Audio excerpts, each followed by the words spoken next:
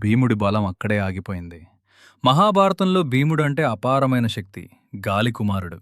అతడికి తన బలం మీద అపారమైన నమ్మకం. ఒకసారి హిమాలయాల వైపు ప్రయాణం చేస్తూ అడవిలో ఒక వృద్ధ వానరుడు మార్గం మధ్యలో పడుకునున్నాడు. భీముడు గట్టిగా అన్నాడు, దారి విడిచిపెట్టు.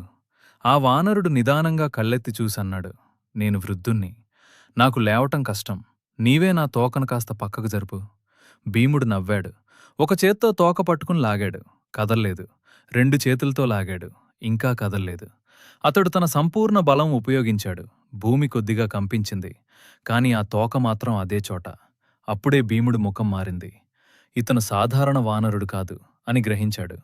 వినయంతో నమస్కరించి అడిగాడు, మీరెవరు? అప్పుడే ఆ వృద్ధ వానరుడు తన అసలు రూపం చూపించాడు. అతడే హనుమంతుడు.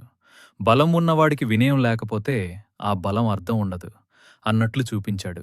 ఆ రోజునుంచి భీముడి గర్వం తగ్గింది. అందుకే అంటారు, భీముడి బలం అక్కడే ఆగిపోయింది, కాని అతని వినయం అక్కడే మొదలైంది.